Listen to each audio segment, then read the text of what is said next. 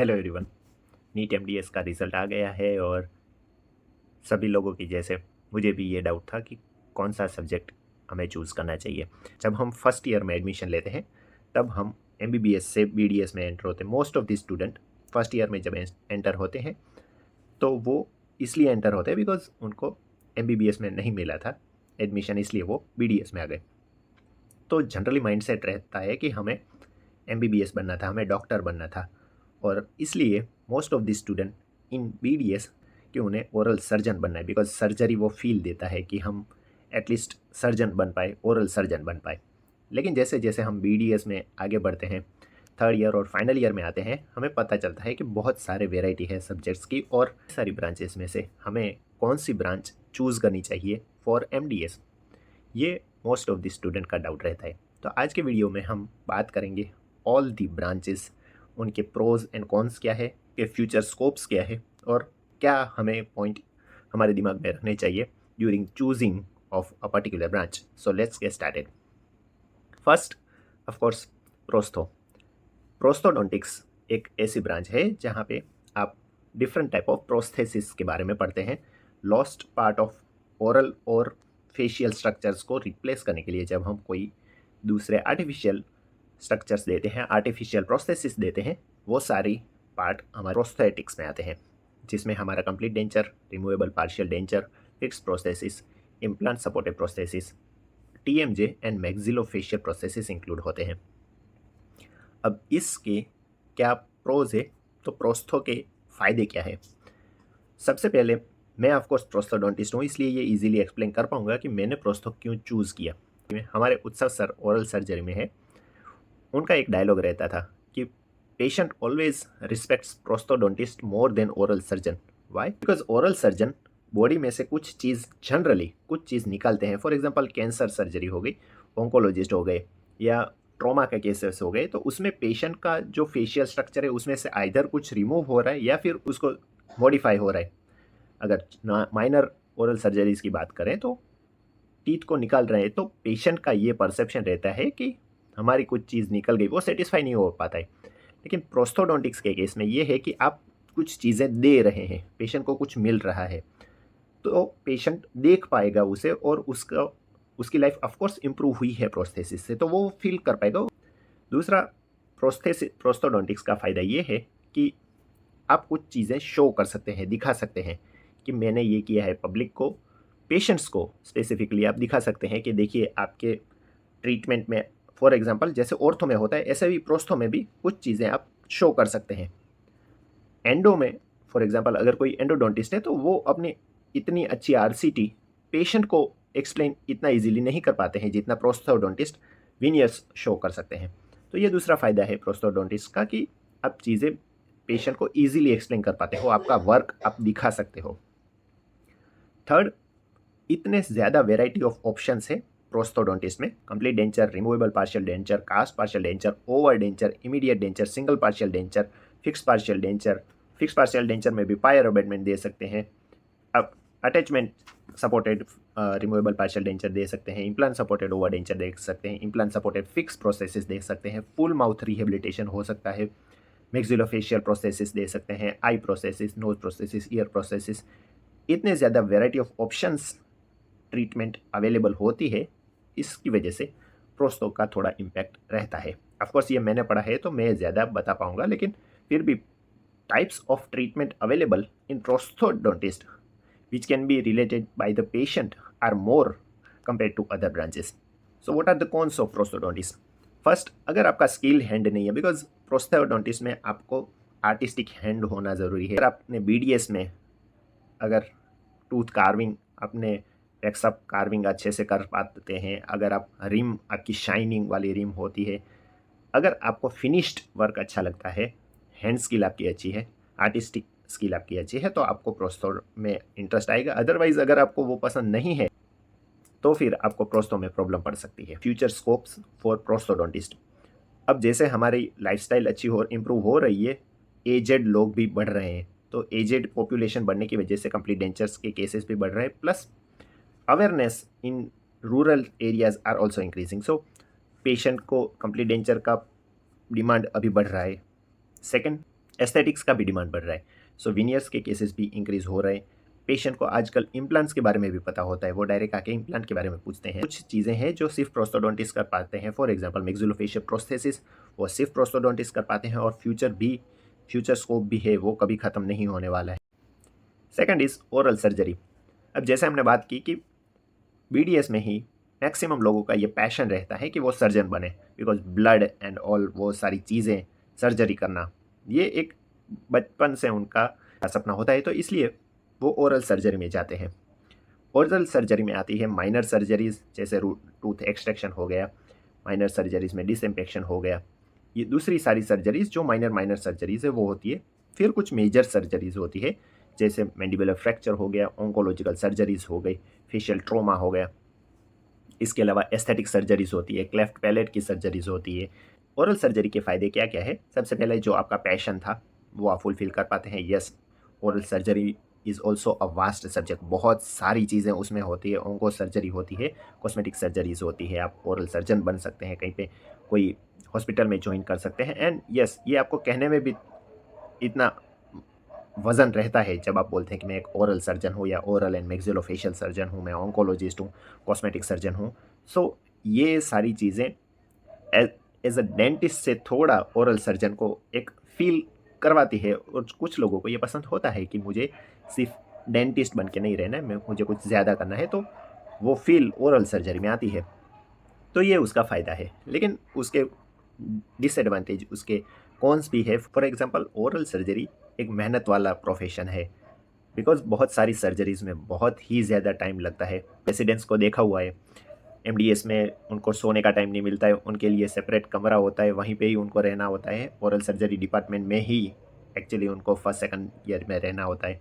तो अगर रेसिडेंसी में आप ओरल सर्जरी को सोच रहे हो तो ज़्यादा काम रहेगा, आपको बहुत ही ज़्यादा मेहनत करनी पड़ेगी, काम बहुत रहता है। लेकिन हाँ, अगर आपको सेटिस्फेक्शन मिलता है सर्जिकल वर्क में, अगर आपको सेटिस्फेक्शन मिल रहा है, तो श्योर आप ओरल सर्जरी चुन सकते हैं।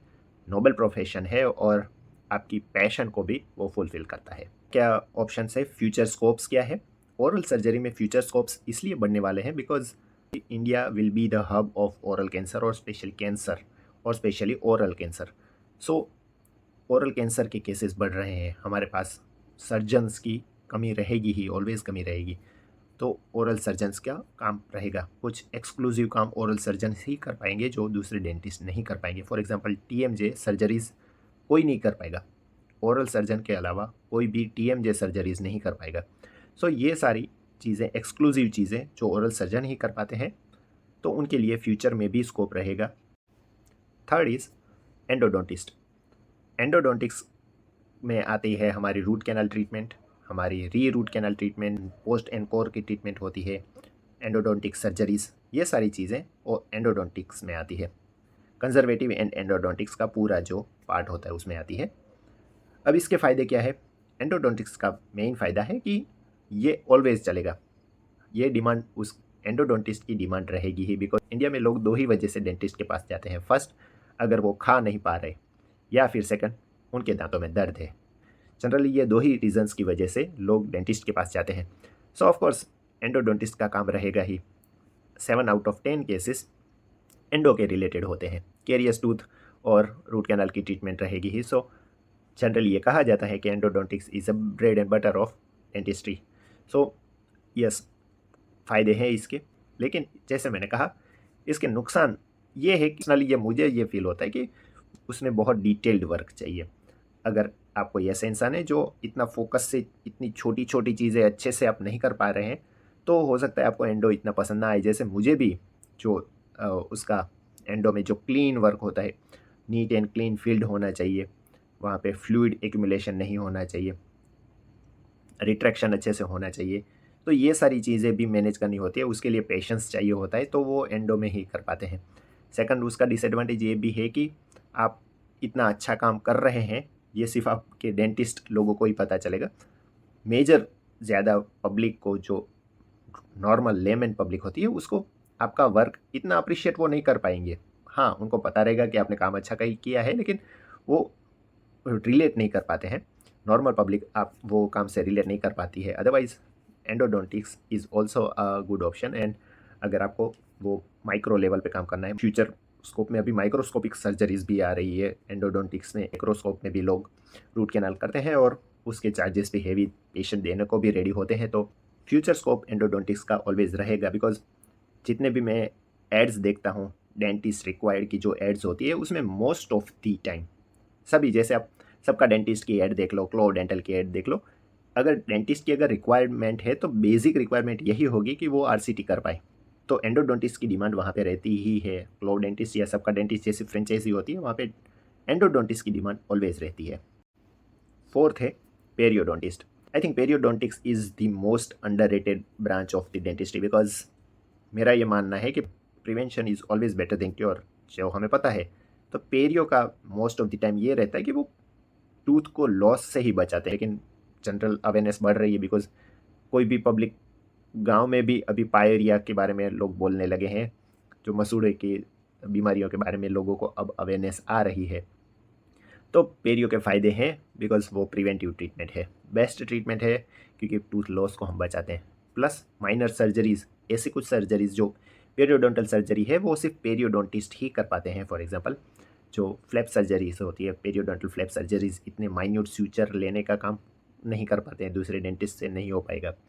तो ये पेरियो की खास बात है। प्लस वो इंटरडिसिप्लिनरी डिपार्टमेंट में भी उनका रोल होता है, इंटरडिसिप्लिनरी सर्जरीज में टीम वर्क में उनका काम होता है। फॉर एग्जांपल अगर मेजर सर्जरीज कोई हो रही है या फिर मेजर रिहेबिलिटेशन प्रोसेस हो रही है, क्राउन लेंथनिंग हो रही है, पेरियोडोंटल फ्लैप सर्जरीज हो रही है, तो along with oral surgeon, endodontist या prosthodontist, periodontist side by side work करते हैं।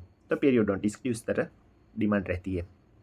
कॉन्स में पेरियो में, जैसे कि हमने डिस्कस किया, पेरियो का इतना अवेयरनेस अभी स्टिल अवेयरनेस बढ़ रही है, लेकिन इतनी अवेयरनेस नहीं है लोगों में कि जस्ट नॉर्मल पर 6 मंथ, एवरी 6 मंथ चेकअप करवाए, उतनी अवेयरनेस भी नहीं है।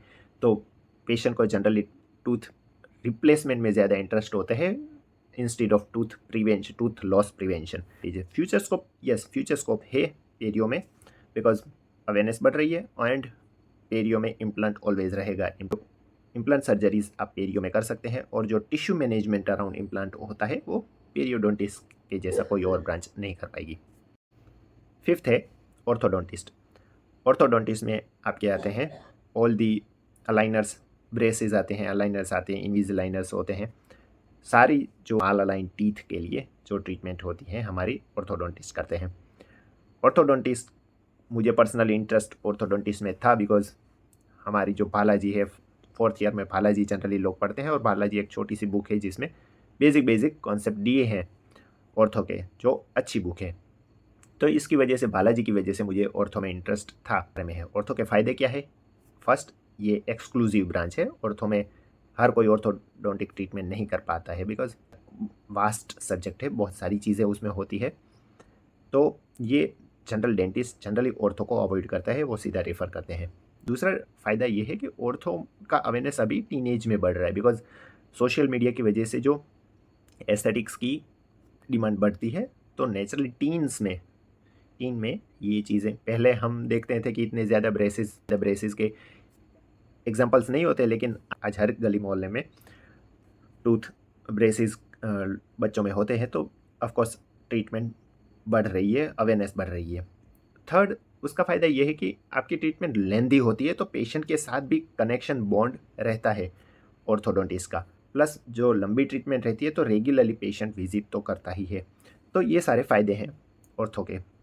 कॉन्स में अगेन डिसएडवांटेज ये है कि ट्रीटमेंट लॉन्ग है, मतलब बहुत लंबे टाइम तक पेशेंट आपके साथ रहेगा, तो बहुत सारे पेशेंट इतने लंबे टाइम तक आपको हैंडल करने पड़ते हैं।